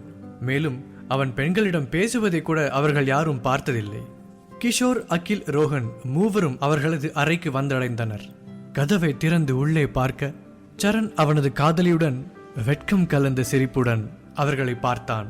முதலில் கிஷோர் கூட அவனது மெசேஜை பார்த்து நம்பாமல் தான் இருந்திருந்தான். ஆனால் இப்போது அவனால் இதனை பார்த்து நம்பாமல் இருக்க முடியவில்லை. ஹாய்டா, இவதான் பிரியா, மியூசிக் காலேஜில் படிக்கிறா, இப்போதான் கொஞ்ச நாளாக காதலிக்கிறோம் என்று சொல்லி சிரித்த முகத்துடன் அவனது காதலியை சரண் அவர்களுக்கு அறிமுகப்படுத்திவிட்டு, பிரியா, இவங்க தான் என் ஃப்ரெண்ட்ஸ், கிஷோர், அகில், ரோஹன் என பிரியாவிடம் கூறினான். பிரியா உடனே அவர்களை பார்த்து மென்மையாக சிரித்து தலையை அசைத்தாள். ஆனாலும் அவளுக்கு அவர்களின் நுடையும் தோற்றமும் முகசுழிப்பை வரவழைத்தது. பிரியா பார்க்க அழகானவளாக இருந்தாள். மேலும் ஒரு வசதியான குடும்பத்து பெண்ணாக காணப்பட்டாள். சரண் ஒரு நல்ல அழகான பெண்ணை காதலித்திருப்பதை நினைத்து கிஷோர் சந்தோஷப்பட்டான். உடனே அவர்கள் சரனை முரட்டுத்தனமாக கட்டிப்பிடித்து வாழ்த்துக்கள் சொல்லி அரட்டை அடித்தனர். பின் சரண், டேய் வாங்கடா, நாங்கள் ஒரு ஸ்டார் ஹோட்டலில் ஒரு லஞ்ச் பார்ட்டி அரேஞ்ச் பண்ணியிருக்கோம், அங்கே போகலாம், பிரியாவோட ஃப்ரெண்ட்ஸும் அங்கே வராங்க, ஸோ உடனே நீங்களும் கிளம்புங்க என நண்பர்களிடம் சொன்னான். உடனே அவர்கள் சந்தோஷமாக அறைக்குள் சென்று வேகமாக கிளம்பினர். அப்போது சரண் கிஷோரிடம் சென்று, கிஷோர், நீ மேனகாவையும் அந்த பார்ட்டிக்கு அழைச்சிட்டு வரியா என்றான். சரணுக்கு கிஷோரின் வறுமையை பற்றி நன்கு தெரியும். அதனால் இந்த வாய்ப்பை பயன்படுத்தி அவர்களுக்கும் சேர்த்து இந்த லஞ்ச் பார்ட்டியை ஏற்பாடு செய்தால் நன்றாக இருக்கும் என்று அவன் நினைத்தான். சரண் அவ்வாறு கேட்டதும் கிஷோர் ஒரு நிமிடம் அமைதியாக நின்றான். பின், இல்லடா, நாங்க பிரிஞ்சிட்டோம் என்று வெளிப்படையாகவே அவனுக்கு பதிலளித்தான். உடனே சரணுக்கு ஒன்றும் புரியவில்லை. கிஷோர் சொன்னது அவனுக்கு அதிர்ச்சியாக இருந்தது. முன்பு கிஷோரும் மேனகாவும் காதலிப்பதை பார்த்துதான் சரணுக்கு தானும் காதலிக்க வேண்டும் என்ற ஆசையே ஏற்பட்டது. ஏனெனில் அவர்கள் அவ்வளவு உண்மையாகவும் நெருக்கமாகவும் காதலித்திருந்தனர். என்னடா சொல்ற, என்னாச்சு என அதிர்ச்சியாக சரண் திரும்ப கேட்டான். ஆனால் இவ்வளவு வெளிப்படையாக தாங்கள் பிரிந்து விட்டதை சொன்ன கிஷோரால் தனக்கு வசதி இல்லை என்பதால் தான் அவள் தன்னை விட்டு பிரிந்து விட்டாள் என்பதை அவனால் சொல்ல முடியவில்லை. பின் அவனுக்கு பதில் எதுவும் சொல்லாமல் அமைதியாக கிளம்பினான். அப்போது பிரியா சரணை அழைத்தாள். அவனிடம், சீக்கிரமா அவங்களை கிளம்ப சொல்ல, என் ஃப்ரெண்ட்ஸ் ஏற்கனவே ஹோட்டலுக்கு வந்துட்டாங்க என சொன்னாள். சரண் உடனே நண்பர்கள் கிளம்பும் அறையை பார்த்து, டேய் சீக்கிரம் என வேகமாக சொன்னான். பின், சரி அவங்க உடனே கிளம்பிடுவாங்க, நாம போய் கீழே காத்திருக்கலாம் வா என பிரியாவின் கையை பிடித்து சரண் வெளியே அழைத்துச் சென்றான். வெளியே வந்ததும் பிரியாவின் முகம் சற்று சோகமாக இருந்தது. அதனை பார்த்த சரண், என்னாச்சு பிரியா என கேட்டான். அவள் சற்று முகம் சுளித்து, உன் ஃப்ரெண்ட்ஸ் கொஞ்சம் பார்க்க டீசெண்டாக இருக்க மாட்டாங்களா? நிறைய முடியும் தாடியும் வச்சுக்கிட்டு அழுக்கான ட்ரெஸ் போட்டுக்கிட்டு தான் காலேஜ் போயிட்டு வருவாங்களா? இவங்களையா நம்ம ஸ்டார் ஹோட்டலுக்கு அழைச்சிட்டு போனோம் சொல்லு என கடுகடுத்து கொண்டாள். அவளுக்கு சரணின் நண்பர்கள் யாரையும் பிடிக்கவில்லை. ஏனென்றால் அவர்கள் உடை தோற்றம் எல்லாம் மிக சாதாரணமாக இருந்தது. அவள் இப்படியான ஆட்களுடன் பழகியதே இல்லை. பிரியா நன்கு வசதியான குடும்பத்தை சார்ந்தவள். அவள் தோழிகளும் அப்படித்தான். அதனால் இவர்களை அந்த ஸ்டார் ஹோட்டலுக்கு அழைத்துச் சென்றால் எங்கு தன் தகுதிக்கு இழிவு வந்து விடுமோ என்று நினைத்தாள். இந்த கேள்வி சரணை கொஞ்சம் சங்கடப்படுத்தியது. இருந்தாலும் கொஞ்சம் சிரித்த முகத்துடனே அந்த கேள்விக்கு பதிலளித்தான். பிரியா, இது ஒரு சின்ன பார்ட்டி, எல்லாரும் போய் சாப்பிட போறோம், அவ்வளவுதான். அவங்க பார்க்க தான் அப்படி இருப்பாங்க, பட் எனக்கு இருக்கிற நல்ல ஃப்ரெண்ட்ஸ் என சரண் அவளிடம் மென்மையாக கூறினான். பிரியாவால் அவன் சொல்வதை ஏற்க முடியவில்லை. லஞ்ச் பார்ட்டி கேன்சல் ஆகிவிட்டதாக அவர்களிடம் சொல்லிவிட்டு சரணை மட்டும் அழைத்துச் செல்ல அவனிடம் சொன்னாள். ஆனால் சரண் அதனை ஏற்கவில்லை. இதை தன் நண்பர்கள் ஏமாற்றமாக உணர்வார்கள், மேலும் இது அவர்களை சற்று சங்கடப்படுத்தும் என்பதால் அவன் பிரியாவை சமாதானப்படுத்தவே முயன்றான். ஒரு கட்டத்தில் என்ன சொல்வதென புரியாமல் பிரியா அமைதியானாள். அப்போது அவளது தோழி ஒருவரிடமிருந்து போன் வந்தது. அதனை பார்த்து சற்று பயந்தான் சரண். எங்கே அவள் தனது தோழிகளிடம் இந்த லஞ்ச் பார்ட்டியை கேன்சல் செய்து விட்டோம் என்று சொல்லிவிடுவாளோ என. உடனே பிரியா போனை எடுத்து, ரேஷ்மா, நாங்க ஏதோ கிளம்பிட்டோம், இன்னும் கொஞ்ச நேரத்தில் அங்க வந்துருவோம் என்றாள். இதனை கேட்டதும் தான் சரண் கொஞ்சம் நிம்மதியானான். அப்போது கிஷோர், அகில், ரோஹன் ஆகியோர் அறையிலிருந்து வெளியே வந்தனர். பின் சரணிடம் அகில் சென்று, என் ட்ரெஸ் எப்படி இருக்கு என்று ஜாலியாக கேட்டான். சூப்பர்டா என சொல்லி அவனது தோளில் தட்டி சிரித்தான். அப்போது சரண் பிரியாவை பார்க்க அவள் சற்று முறைத்தபடியே அவனை பார்த்தாள். உடனே சரண், ஓகேடா சீக்கிரம் வாங்க, நேரம் ஆயிடுச்சு என சொல்லி அவசரப்படுத்தி எல்லாரையும் அங்கிருந்து கிளப்பினான்.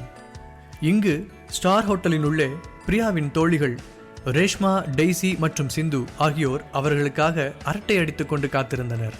அந்த மூவரும் பார்க்க அழகாக இருந்தனர். அவர்களின் தோற்றமே அவர்கள் நன்கு வசதியானவர்கள் என்பதை எடுத்து காட்டியது.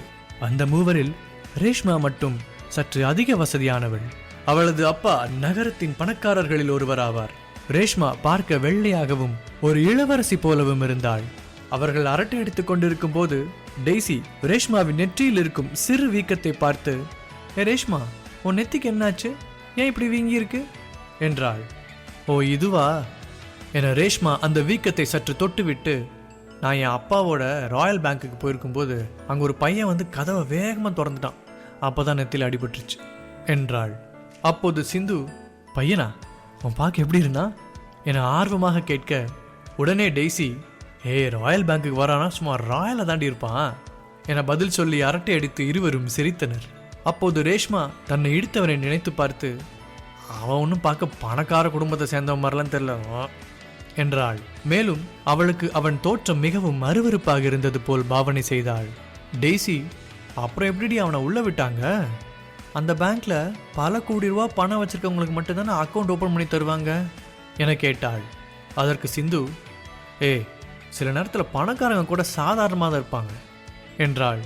ரேஷ்மா உடனே, அவன் பார்க்கவே கொஞ்சம் அழுக்காக இருந்தான், அதுவும் இல்லாமல் பேங்க் மேனேஜர் வந்து விஐபி கார்டு கேட்கும்போது கூட அவங்ககிட்ட பாஸ்புக் இல்லை, வேற ஏதோ பேங்க் போகிறதுக்கு பதிலாக இங்கே வந்துட்டான் போல, முட்டாள் என சொல்ல டெய்சியும் சிந்துவும் சிரித்தனர். அவர்கள் முட்டாள் என பேசி சிரித்து கொண்டிருந்தது கிஷோரை பற்றி தான். ஆனால் ரேஷ்மாவுக்கு கிஷோரின் பின்னணியும் அவன் எவ்வளவு பெரிய கோடீஸ்வரன் என்பதும் தெரியாது. அது மட்டுமின்றி இன்னும் சற்று நேரத்தில் கிஷோர் அங்கு வருவது கூட அவளுக்கு தெரியாது. பின் எங்க இன்னும் பிரியாவை காணோம் என ரேஷ்மா அவளுக்கு போன் செய்ய செல்போனை எடுக்க அப்போது அவர்கள் ஹோட்டல் உள்ளே வந்தனர்.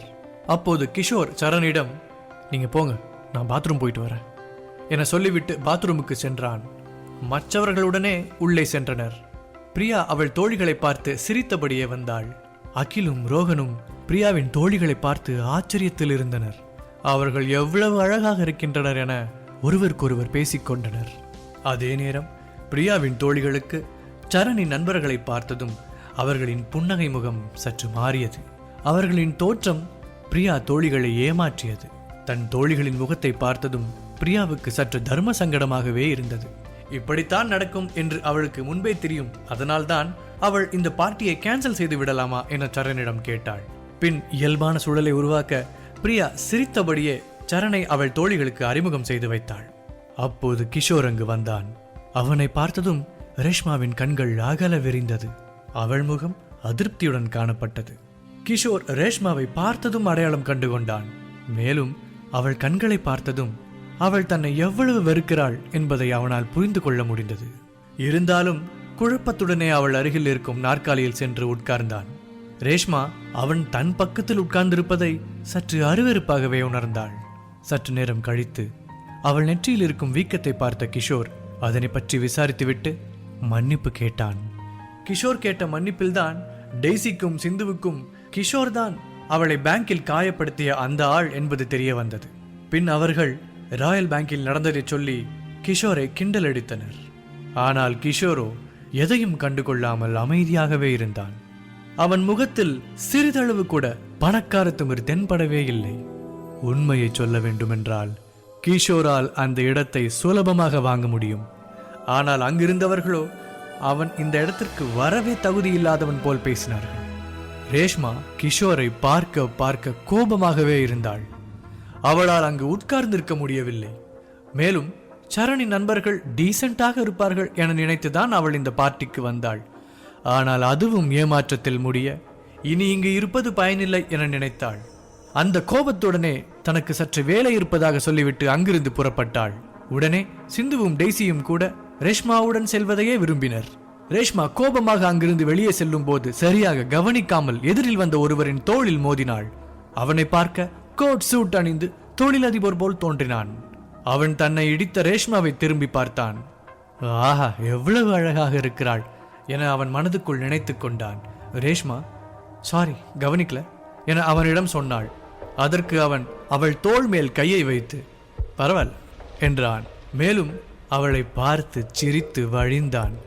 அவனின் பார்வை ரேஷ்மாவின் உடல் மீது மேய்ந்தது. அவளை அடைய வேண்டும் என்பது போல் இருந்தது அவன் பிஹேவியர். அதை புரிந்து கொண்ட ரேஷ்மா உடனே அவனது கன்னத்தில் ஓங்கி அறைந்தாள். பின் மரியாதை நடந்துக்கோ என சொல்லிவிட்டு அங்கிருந்து சென்று விட்டாள். இங்கு பிரியாவுக்கு என்ன சொல்வதென புரியவில்லை. மேலும் அசிங்கமாக உணர்ந்தாள். தன்னால் தான் ரேஷ்மா எழுந்து சென்று விட்டாள் என்பதை கிஷோரும் உணர்ந்தான். பின் அனைவரும் எதையும் வெளிக்காட்டிக் கொள்ளாமல் கொஞ்சம் சிரித்த முகத்துடனே அங்கிருந்து சென்றனர். அடுத்த நாள் கிஷோரும் அவனது நண்பர்களும் காலேஜ் முடிந்து அவர்களது அறைக்கு திரும்பினர். அதே நேரம் சரண் அங்கு வேகமாக வந்தான். அவன் முகம் ஏதோ பிரச்சனையில் சிக்கியவன் போல் படபடப்பாக இருந்தது. அதனை கண்ட கிஷோர் அவனிடம் சென்று, என்னடா ஆச்சு, ஏன் இப்படி ஒரு மாதிரி இருக்க என கேட்டான். அதற்கு, நேற்று ஹோட்டல்ல இருந்து ரேஷ்மா வெளியே போகும்போது ஒருத்தனை அரைஞ்சிட்டாளாண்டா என்றான் சரண். கிஷோருக்கு ஒன்றும் புரியவில்லை. அதனால் இப்ப என்ன பிரச்சனை என்பது போல் பார்த்தான். அதே பதட்டத்துடன் சரண், அவ அரைஞ்ச ஆள் சக்தி குரூப் ஆஃப் கம்பெனி மேனேஜர் நாராயணனோட பையன். இந்த ஊர்ல அவங்க வைக்கிறதும் சட்டம். இன்ஃபேக்ட் ரேஷ்மாவோட அப்பாவோட பிஸ்னஸ் கூட அவங்கள நம்பிதான் இருக்கு. சுருக்கமா சொல்லணும்னா decent looking but very dangerous என சொல்ல கூட இருந்து அகிலும் ரோகனும் அதிர்ச்சி ஆயினர். ஏனென்றால் நகரத்தின் மிக முக்கியமான முதல் 10 தொழில் அதிபர்களுள் அவர்களும் ஒருவர். மிகவும் செல்வாக்கான சக்தி வாய்ந்த குடும்பம் அது. மேலும் அவர்களை பகைத்துக் கொண்டும் இந்த நகரத்தில் யாராலும் ஒன்றும் செய்ய முடியாது. கிஷோருக்குள் ரேஷ்மா ஏன் அறைந்திருப்பாள் என்ற கேள்வி எழுந்தது. சரி, ரேஷ்மாவோட அப்பாவும் செல்வாக்கு மிக்கவர் தானே, அப்புறம் அவங்களால அவளை என்னதான் செஞ்சிட முடியும் என கேள்வி கேட்டான் கிஷோர். ராயல் பேங்கில் அக்கவுண்ட் வைத்திருக்கும் அளவுக்கு ரேஷ்மா குடும்பம் பணக்காரர்கள் என்பதை அறிந்திருந்த கிஷோர் அவர்களும் நகரத்தின் சக்தி வாய்ந்தவர்களாக இருக்க வேண்டும் என்று நினைத்தான். அப்போது பிரியாவிடமிருந்து சரணுக்கு ஒரு போன் வந்தது. கிஷோரை பார்த்துவிட்டு அவன் ஓரமாக சென்று பிரியாவிடம் பேசிவிட்டு திரும்ப அமைதியாக அவன் அருகில் வந்தான். ரேஷ்மா அப்பா ரேஷ்மாவுக்கு ஃபோன் செய்து அவளை, ஒழுங்கா சக்தி குரூப் சொல்றத செய், மன்னிப்பு கேட்டுட்டு ஒரு நாள் அவங்களோட இருந்துட்டு வா, அப்பதான் இந்த பிரச்சனையும் முடியும், நம்ம கம்பெனியையும் காப்பாற்றிக்க முடியும் என சொல்லியதாக கிஷோரிடம் சரண் கூறினான். இதனை கேட்ட அகில், இவெல்லாம் ஒரு அப்பனா என சொல்லி தூ என கோபமாக துப்பினான். ரோஹன், பெத்த மகளை விட பிசினஸ் தான் பெருசுன்னு நினைக்கிறான், இவனுக்கெல்லாம் எதுக்கு இந்த செல்வாக்கு என அவனும் ரேஷ்மா அப்பாவை திட்டினான். உடனே கிஷோர், இப்ப ரேஷ்மா எங்க இருக்கா என சரனை பார்த்து கேட்டான். அனைவரும் பிரியாவின் வீட்டில் தான் இருக்கின்றனர் என்பதை தெரிந்து கிஷோரும் அவரது நண்பர்களும் அங்கு சென்றனர். பிரியாவின் அறையில் படுக்கையில் படுத்து ரேஷ்மா அழுது கொண்டிருந்தாள். உடன் பிரியா, சிந்து, டெய்சி ஆகியோர் அவளுக்கு ஆறுதல் சொல்லிக் கொண்டிருந்தனர். கிஷோரும் அவரது நண்பர்களும் அறைக்குள் சென்றனர். சரண் பிரியாவிடம், ரேஷ்மா என்ன சொல்றா என கேட்டான். அவ பெருசா நம்பியிருந்தது அவளோட அப்பாவை தான், ஆனா அவரே அவளை கைவிட்டுட்டார், அதான் தொடர்ந்து அழுதுகிட்டே இருக்கிறா. அவளால் இந்த விஷயத்தை சரி பண்ண முடியலன்னா என்ன பண்றதுன்னு தெரியாம இருக்கிறா என பிரியா அவனிடம் சொல்ல, கிஷோர் படுத்து அழுது கொண்டிருக்கும் ரேஷ்மாவையே பார்த்தான். அவன் நேற்று பார்த்த ரேஷ்மா போல் இல்லை. தொடர்ந்து அழுது கண்கள் சிவந்து முக வீக்கத்துடன் காணப்பட்டாள். மேலும் ரேஷ்மா அப்பா 7-8 நிறுவனத்துடன் போட்டிருந்த வணிக ஒப்பந்தங்களை ரத்து செய்து விடுவதாகவும் சக்தி குழுமம் அவளது அப்பாவை அச்சுறுத்துகின்றனர். இதனை கேட்ட சரண் மெல்ல ரேஷ்மாவிடம் சென்று, ரேஷ்மா எதுவும் பயப்படாத, அவங்க ஏதாவது பண்ணுனா நம்ம போலீஸ் கிட்ட போவோம் என்று சொல்லி ஆறுதல் படுத்த முயன்றான். உடனே அகில், அதை நாம இப்பவே செய்வோம் என சொல்லி அவனது செல்போனை எடுத்து போலீஸுக்கு போன் செய்ய முயன்றான். அப்போது ரேஷ்மா, வேணாம், போலீஸ் கிட்ட போக வேணாம் என அழுதபடியே கூறினாள். அப்போது பக்கத்தில் இருந்த டெய்சி, ஆமா, போலீஸை கூப்பிடுறது வேஸ்ட், அவங்க அங்க வந்தா சக்தி குடும்பத்துக்கு தான் ஆதரவா இருப்பாங்க, அப்புறம் நிலைமை இன்னும் மோசமாயிடும் என்றாள். அப்படின்னா நமக்கு உதவி செய்ய ஒரு சக்தி வாய்ந்த ஆள் தான் நம்ம கண்டுபிடிக்கணும், அப்போதான் இந்த பிரச்சனையிலிருந்து நம்ம வெளியில வர முடியும் என அகில் கூறினான். இது பயனுள்ள நல்ல வழியாக இருக்கும் என எல்லோரும் நினைத்து அவர்களுக்கு தெரிந்த எல்லோருக்கும் போன் செய்து அவர்கள் எதிர்பார்க்கும் அந்த சக்தி வாய்ந்த நபரை தேட முயற்சித்தனர். கிஷோரால் இந்த பிரச்சனையை சரி செய்ய முடியும், ஆனால் அவன் இப்போது வரை அமைதியாக இருந்தான். இங்கு நடப்பவை அனைத்தையும் கிஷோர் பார்த்து கொண்டே நின்றிருந்தான். உதவி கேட்டு போன் செய்து கொண்டிருந்த எவர் முகத்திலும் நம்பிக்கை இல்லை. அவர்கள் அனைவருக்கும் இந்த பிரச்சனையை தீர்க்க சக்தி வாய்ந்த ஒருவன் அது கிஷோர் தான் என்பது தெரியவில்லை. சற்று நேரம் கழித்து கிஷோர் ரேஷ்மாவிடம் சென்று, கவலைப்படாத, எல்லாம் சீக்கிரம் சரியாயிடும் என தாமாகவே முன்வந்து சொன்னான்.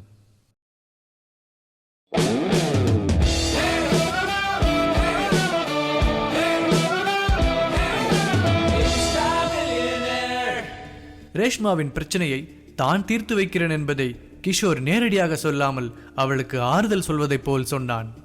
அவன் நினைத்தால் இந்த பிரச்சனை சுலபமாக முடிந்துவிடும். அதற்கான முயற்சியில் இறங்க தயாராக இருந்தான் கிஷோர். எந்த சூழ்நிலையிலும் தான் கோடீஸ்வரன் என்ற அடையாளத்தை வெளிக்காட்டிக் கொள்ளாமலே நடந்து கொண்டான். அப்போது கிஷோரின் குரலை கேட்ட ரேஷ்மா லேசாக திகைப்புடன் அவனை பார்த்தாள். அதுவரை அவன் இங்கு வந்திருப்பதை அவள் பார்க்கவே இல்லை. உடனே அழுகை நிறுத்திவிட்டு அவனை முறைத்தாள். நீயும் இங்கேதான் இருக்கியா என லேசாக முணங்கினாள். ஆனால் அது கிஷோரின் காதில் விழுந்தது. கிஷோர் ஆமாம் என லேசாக தலையை மட்டும் அசைத்தான். ஏதும் வாய் திறக்கவில்லை. நீ எதுக்கு இங்க வந்த என கோபமாக ரேஷ்மா அவனிடம் கேட்டாள். அவளுக்கு அவன் இங்கு இருப்பது பிடிக்கவில்லை. மேலும் அவனை பார்க்கவும் அவள் விரும்பவில்லை. கிஷோர் மீதான ரேஷ்மாவின் கோபம் இப்போது தேவையற்றது என நினைத்தவுடனே கிஷோருக்காக பிரியா அவளிடம் பேசினாள். ரேஷ்மா, கிஷோரும் நமக்கு ஏதாவது யோசனை சொல்லதான் இங்க வந்திருக்கான், அவன்கிட்ட இப்படிலாம் பேசாத என்றாள். உடனே ரேஷ்மா அதனை கேட்டு என கேலியாக சிரித்தாள். பின்னுடனே முகத்தை கோபமாக மாற்றிக்கொண்டு, இவன் மட்டும் நேற்று அந்த பார்ட்டிக்கு வராம இருந்திருந்தா எனக்கு இந்த பிரச்சனையே வந்திருக்காது என கத்தினாள். பின் கிஷோரை பார்த்து, எல்லாம் உன்னாலதான், ஒழுங்கா இங்கிருந்து போயிட்டு என கோபமாக கத்தினாள். ரேஷ்மா, ப்ளீஸ் தயவு செஞ்சு நான் சொல்றதை கேளு, அவங்க நமக்காக தான் இங்க வந்திருக்காங்க என பிரியா ரேஷ்மாவை சமாதானப்படுத்தினாள். உடனே கிஷோர் எதுவும் பேசவில்லை. அமைதியாக திரும்பி அவர்கள் இருந்த ரூமின் கதவை நோக்கி நடந்தான். உடனே சரண் அவன் பின்னால் சென்று ஆறுதல் சொன்னான். கிஷோர், நீ எதுவும் தப்பா எடுத்துக்காதரா, அவ ரொம்ப ஸ்ட்ரெஸ்ஸா இருக்கா, அவளுக்கு என்ன பண்றதுன்னே புரியாம தான் கோபத்தில் உங்ககிட்ட அப்படி பேசிட்டா என சொன்னான். உடனே கிஷோர் அவனை பார்த்து மெல்ல சிரித்தான். என்னால் அவன் நிலைமையை புரிஞ்சுக்க முடியுதுரா, நான் எதுவும் தப்பா எடுத்துக்க மாட்டேன், நீங்க அவ கூடவே இருங்க, எதுக்கும் கவலைப்பட வேண்டாம்னு மட்டும் சொல்லு என சொல்லி மீண்டும் லேசாக சிரித்துவிட்டு அங்கிருந்து வெளியே சென்றான். அவனது அந்த சிரிப்பில் பல அர்த்தங்கள் புதைந்திருந்தது. மேலும் அந்த சிரிப்பு இதெல்லாம் ஒரு பிரச்சனையா என்பது போல் இருந்தது. ஆனால் சரணுக்கு அவனது சிரிப்பு அவமானத்தை மறைக்க சிரிப்பது போல் தெரிந்தது. கிஷோர் செல்வதை சற்று நேரம் பார்த்துவிட்டு மீண்டும் அவன் அந்த ரூமுக்குள் சென்றான். உள்ளே ரேஷ்மா, அவனை திரும்ப நான் இங்க பார்க்க விரும்பல, போக சொல்லிடு என சொல்லி மீண்டும் மீண்டும் அவனை திட்டிக் கொண்டே இருந்தாள். அப்போது உள்ளே சரண் வந்ததும் கிஷோரை திட்டுவதை நிறுத்திவிட்டாள். உடனிருந்த டெய்சி, சிந்து, பிரியா, அகில் என எல்லோரும் அவரவர்களுக்கு தெரிந்த எல்லோருக்கும் போன் செய்து உதவி கேட்டபடியே இருந்தனர். அப்போது ரேஷ்மாவுக்கு திடீரென ஏதோ யோசனை வந்து அவளது செல்போனை எடுத்தாள். அவள் தனது பள்ளியில் கூட படித்த பழைய நண்பன் ஒருவனிடம் உதவி கேட்கப் போகிறேன் என முனகிக் கொண்டு அந்த நண்பனுக்கு போன் செய்தாள். ஹலோ ஜான், நான் தான் ரேஷ்மா பேசுகிறேன் என சொல்லி அவளது இந்த பிரச்சனையை அவனிடம் கூறினாள். பின் ஜான், சரி நான் என் அப்பா கிட்ட இதை பற்றி சொல்கிறேன், எதுவும் பயப்பட வேண்டாம் என சொல்லிவிட்டு போனை வைத்து விட்டான். வெளியே கிஷோர் அமைதியாக நடந்து வந்து ஏதோ காற்றில்லாத இடத்திலிருந்து வெளியே வந்தவன் போல காற்றை நன்கு இழுத்து சுவாசித்தான். அவன் மனதிற்குள் ரேஷ்மாவை எப்படியாவது இந்த பிரச்சனையிலிருந்து வெளியே கொண்டு வர வேண்டும் என்ற எண்ணம் மட்டுமே உறுத்தி கொண்டிருந்தது. பின் அவனது செல்போனை எடுத்து அவன் நினைவில் இருந்த ஒரு நம்பருக்கு போன் செய்தான். எதிர்முனையில் ஒரு வயதான குரலில், ஹாய் கிஷோர், இப்போவும் நான் தான் உனக்கு கால் பண்ணுவேன். இப்போ என்ன புதுசா நீ எனக்கு கால் பண்ணியிருக்க, ஏதாச்சும் முக்கியமான விஷயமா என லாயர் வேதாச்சலம் கேட்டார். லாயர் வேதாச்சலம் தான் கிஷோர் குடும்பத்தின் சார்பாக சொத்துக்கள் மற்றும் நிறுவனங்களின் கண்காணிப்பாளராக இருக்கிறார். நல்ல மனிதர். கிஷோர் குடும்பத்தின் மீது மிகவும் அக்கறை கொண்டவர். லேசாக சிரித்த கிஷோர் அவரை நலம் விசாரித்துவிட்டு, வேதாச்சலம் அங்கிள், இப்போ நான் என் குடும்ப செல்வாக்கை பயன்படுத்தலாமா என கேட்டான். உடனே எந்த யோசனையுமின்றி வேதாச்சலம், கண்டிப்பா, நேற்று முந்தின நாள்ல இருந்து நீங்க உங்க குடும்ப செல்வாக்கை பயன்படுத்துற காலம் ஆரம்பிச்சிருச்சு, அதுவும் இல்லாம உங்களுக்கான கட்டுப்பாடுகள் எல்லாத்தையும் நீக்கியாச்சு என சந்தோஷமாக பதிலளித்தார். பின் கிஷோர் நேரடியாக விஷயத்திற்கு வந்தான். சந்தோஷம், நான் இப்போ இந்த சக்தி குழுமத்தை எதிர்க்கலாம்னு இருக்கேன், அவங்கள பத்தின விவரம் கொஞ்சம் சொல்ல முடியுமா என கேட்டான். அதற்கு அவர், சக்தி குழுமத்தை பற்றி எங்கேயோ கேள்விப்பட்டது போல இருக்கே என யோசித்தார். உண்மையில் சக்தி குழுமம் இந்த நகரத்தில் வேண்டுமானால் பெரிய செல்வாக்கு மிக்கவர்களாக இருக்கலாம், ஆனால் கிஷோரின் குடும்ப செல்வாக்கு உலகம் முழுவதிலும் இருந்தது. பின் வேதாச்சலத்திற்கு ஞாபகம் வந்து, கண்டிப்பா விசாரிக்கிறேன், அந்த நிறுவனத்தை பற்றி நமக்கு கீழே இருக்கும் சத்தியம் நிறுவனத்தின் மேலாளரான சிதம்பரத்திடம் கேட்கிறேன் என சொல்லிவிட்டு, சரி கிஷோர், நீ எதுக்காக அவங்களை எதிர்க்க போறேன்னு நான் கொஞ்சம் தெரிஞ்சுக்கலாமா என கேட்டார். கிஷோர் அவரின் கேள்விக்கு பதில் சொல்லவில்லை. அதை பத்தி அப்புறம் சொல்றேன், இப்போ எனக்கு உடனே சிதம்பரத்துக்கிட்ட சொல்லி சக்தி குழுமம் ஈஸ்ட் வெஸ்ட் கம்பெனி மேல எடுத்திருக்கிற எல்லா நடவடிக்கைகளையும் நிறுத்த சொல்லுங்க, இல்லைனா அதுக்கான பின் விளைவுகளை சந்திக்க தயாரா இருக்க சொல்லுங்க என வேகமாக சொன்னான். கிஷோரின் இந்த நடவடிக்கைகளுக்கு சரியான காரணம் இருக்கும் என்று லாயர் வேதாச்சலம் நன்கு அறிந்திருந்தார். சரி, நீ எதுக்கும் கவலைப்படாத, இன்னும் 1/2 மணி நேரத்தில் நீ நினைச்சதெல்லாம் கரெக்டா நடக்கும் என்று உறுதியான குரலில் வேதாச்சலம் பதிலளித்தார். பின் கிஷோர், தேங்க்ஸ் அங்கிள் என சொல்லிவிட்டு போனை வைத்தான். கிஷோரின் உத்தரவுப்படி சத்தியம் நிறுவனத்தின் மேலாளர் சிதம்பரத்திற்கு போன் செய்து கிஷோர் சொன்ன அனைத்தையும் சொல்லிவிட்டு போனை வைத்தார். சிதம்பரமும் கிஷோரின் உத்தரவை நிறைவேற்ற அடுத்த கட்ட நடவடிக்கையில் இறங்கினார். இங்கு கிஷோர் ரேஷ்மாவையும் அவளது குடும்ப நிறுவனமான ஈஸ்ட் வெஸ்டையும் காப்பாற்றுவதற்கான எல்லா நடவடிக்கைகளையும் எடுத்துவிட்டு அவை எதற்கும் தான் சம்பந்தமே இல்லை என்பது போல ஒரு நதிக்கரையின் ஓரத்தில் நின்று ஒரு சாதாரண மனிதனைப் போல வேடிக்கை பார்த்து கொண்டிருந்தான். ஒரே ஒரு போன் காலில் அனைத்தையும் முடித்து விட்டான். நிழல் உலகின் முடிசூடா மன்னனாக அவன் தன் முதல் அத்தியாயத்தை இன்று துவங்கிவிட்டான். இனி அவனை நினைத்தாலும் இந்த கோடீஸ்வரன் விளையாட்டில் இருந்து பின்வாங்க முடியாது. அதேபோல் பிரியாவின் வீட்டில் அடுத்து யாரிடம் உதவி கேட்பது என புரியாமல் அனைவரும் யோசித்துக் கொண்டிருக்க, அப்போது ரேஷ்மாவுக்கு அவளது அப்பா போன் செய்தார். முதலில் எடுக்க விருப்பமில்லாமல் இருக்க தொடர்ந்து அவர் போன் செய்து கொண்டே இருந்தார். ஒரு கட்டத்தில் கடுப்பான ரேஷ்மா போனை எடுத்தாள். உடனே அவளது அப்பா, ரேஷ்மா, அப்பாவை மன்னிச்சிருமா, ஏதோ பதட்டத்தில் அப்படி சொல்லிட்டேன், நான் அப்படி சொல்லியிருக்க கூடாது என கெஞ்சி பேசினார். ரேஷ்மாவுக்கு அவளது அப்பா முன்பு பேசிய வார்த்தைகள் எதையும் மறக்கவில்லை. பின் அவள் அப்பாவை கோபமாக கத்தி திட்டினாள்.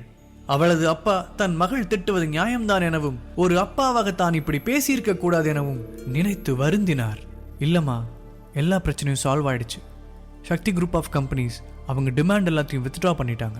என்று சொன்னவர் பின்பு ரேஷ்மாவிடம் அவளின் நண்பர்கள்தான் யாரோ ஒருவர் உதவி செய்து இந்த பிரச்சனையை தீர்த்து வைத்திருக்கிறார் என்பதை தெரிந்து கொண்டு அதனை அவளிடம் கூறினார். மேலும் அவர் யார் என்பதை கண்டுபிடித்து நன்றி சொல்லவும் சொன்னார்.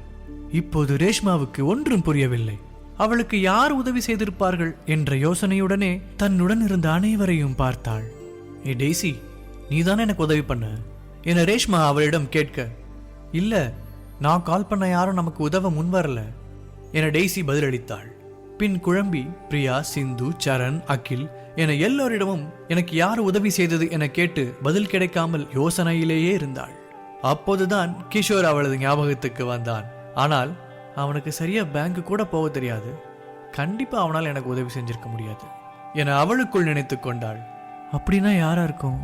இந்த கேள்வியை தீவிரமாக யோசித்தபடியே கண்களை மூடினாள். அப்போது மின்னல் போல அவள் மனதில் ஒரு பெயர் நினைவுக்கு வந்தது. ஜான் என லேசாக முணங்கினாள். ரேஷ்மா இங்கு இருப்பவர்களை தவிர வெளியில் இருப்பவர்களை தொடர்பு கொண்ட ஒரே நபர் அவன்தான்.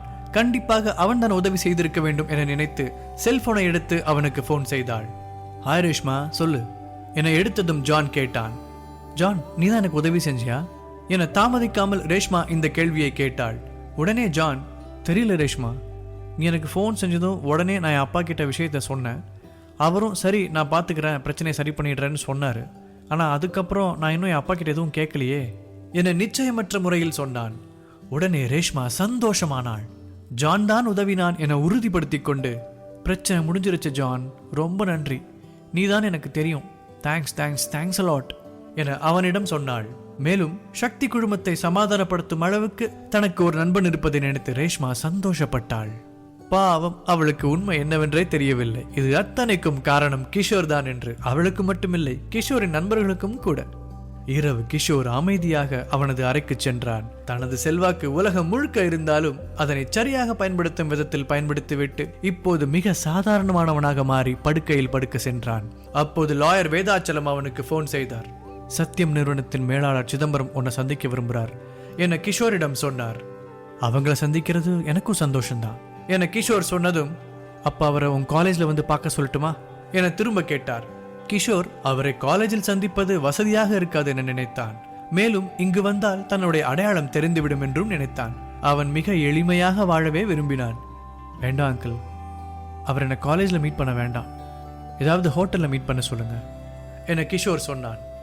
சரி, நான் அவர்கிட்ட உன் விருப்பத்தை சொல்லிடுறேன் என்று சொல்லிவிட்டு வேதாச்சலம் போனை வைத்தார். அடுத்த நாள் காலை எழுந்த கிஷோர் அவனது செல்போனை பார்க்கும்போது லாயர் வேதாச்சலிடம் இருந்து சிதம்பரம் சந்திக்க இருக்கும் ஹோட்டலின் பெயரும் ரூம் நம்பரும் மற்றும் நேரமும் ஒரு மெசேஜில் வந்திருப்பதை பார்த்தான். கிஷோரும் அவனது நண்பர்களும் வழக்கமாக காலேஜுக்கு கிளம்பி சென்றனர். அப்போது நேற்று ரேஷ்மாவின் பிரச்சனைகள் தீர்க்கப்பட்ட விதத்தை பற்றி கிஷோரிடம் அகில் ஆச்சரியமாக சொல்லிக் கொண்டே வந்தான். கிஷோரும் தனக்கு எதுவும் தெரியாதவன் போலவே எல்லாத்தையும் கேட்டுக்கொண்டே வந்தான். அப்போது சரண் வேகமாக வந்தான். ரேஷ்மாவுக்கு நேற்று நைட்டு ஆக்சிடென்ட் ஆயிடுச்சு என கூறினான். ரேஷ்மா நேற்று ஹோட்டலில் அவளது நண்பன் ஜானை சந்தித்துவிட்டு அவனுடன் பைக்கில் திரும்பும் போது கீழே விழுந்து அடிபட்டு இப்போது ஹாஸ்பிட்டலில் சிகிச்சை பெற்று வருகிறாள் என விவரித்தான். எல்லோரும் மருத்துவமனைக்கு சென்று ரேஷ்மாவை பார்க்க சம்மதித்தனர். ஆனால் கிஷோர் மட்டும் ரேஷ்மாவை பார்க்க வரவில்லை என்று சொல்லிவிட்டான். மேலும் நேற்று நடந்த நிகழ்விற்கு பிறகு யாரும் கிஷோரை கட்டாயப்படுத்தவில்லை. காலேஜில் வகுப்புகள் தொடங்கப்பட்டது முதல் 2 வகுப்புகளில் மட்டுமே இருந்துவிட்டு கிஷோர் தனியாக வெளியே வந்து ஒரு ஆட்டோவை பிடித்துக்கொண்டு லாயர் வேதாச்சலம் அனுப்பியிருந்த ஹோட்டலுக்கு சென்றான். கிஷோர் ஹோட்டல் உள்ளே சென்றான். ஹோட்டல் மாளிகை போல கண்ணாடிகளால் அலங்கரிக்கப்பட்டிருந்தது. அது அந்த நகரத்தின் முக்கியமான ஸ்டார் ஹோட்டல். கிஷோர் நேராக லிப்ட் நோக்கி நடந்தான். முதலில் தனியாக லிப்டில் ஏறிய அவன் கதவு மூடும் நேரத்தில் லிப்டுக்காக ஓடி வந்த ஒரு பெண்ணை பார்த்ததும் வேகமாக அங்கிருந்து பட்டனை அழுத்தி கதவை திறந்தான். நீண்ட அழகான முடி, வெள்ளை நிறத்தோல், அழகான கண்கள், இளஞ்சிவப்பு உதட்டுடன் ஒரு பெண் வந்து லிப்டின் உள்ளே நுழைந்தாள். கிஷோர் அவளின் அழகைக் கண்டு திகைத்து போய் நின்றிருந்தான். லிப்டின் கதவு மீண்டும் மூடப்பட்டு கிஷோரும் அந்த அழகான பெண்ணும் மட்டும்தான் உள்ளே இருந்தனர். கிஷோரின் இதயம் வேகமாக துடித்தது. அவனை அறியாமலேயே அவன் கண்கள் ரகசியமாக அந்த பெண்ணின் பக்கமே திரும்பியது. இப்படி அவன் திரும்ப திரும்ப பார்த்ததும் அந்த பெண், நீ ஏன் என்னை பார்த்துக்கிட்டே இருக்க என அவனிடம் நேராக கேட்டாள். ஒன்றும் இல்லை என சொல்லி கிஷோர் அதிர்ச்சியானான். அவனது இதயம் மேலும் மேலும் வேகமாக துடித்தது. இது போன்ற நிலையை அவன் இதற்கு முன் சந்தித்ததே இல்லை. மீண்டும் அவளை அவன் ரகசியமாக பார்க்க திரும்பவும் அவள் கோபமாக முகத்தை வைத்துக் கொண்டாள்.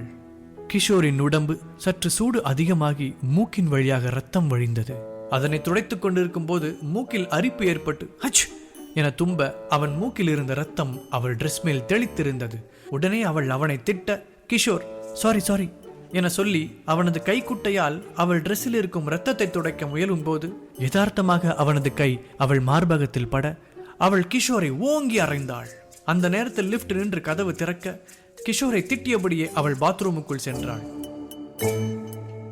கிஷோரும் தவறுதலாக நடந்துவிட்டது என சொல்லி அவளிடம் மன்னிப்பு கேட்க பாத்ரூம் வாசலிலேயே நின்றிருந்தான். அவள் டிரெஸ்ஸில் இருந்த ரத்தத்தை கழுவி விட்டு வெளியே வந்ததும் கிஷோர் சாரி ப்ளீஸ் என மன்னிச்சிடுங்க என சொல்ல அவள் கண்டுகொள்ளாமல் அங்கிருந்து சென்றாள். பின் கிஷோர் அந்த ஹோட்டலில் தான் செல்ல வேண்டிய ரூம் நம்பர் 888 நோக்கி நடந்தான். அந்த ரூமின் காலிங் பெல்லை அடித்துவிட்டு அவன் வாசலில் நின்றான். அப்போது அந்த அறையின் கதவை ஒரு பெண் திறந்தாள். கிஷோரை பார்த்ததும் அந்த பெண் அதிர்ந்து நின்றாள். ஆம், அந்த பெண் லிப்டில் கிஷோருடன் வந்த அதே பெண்தான்.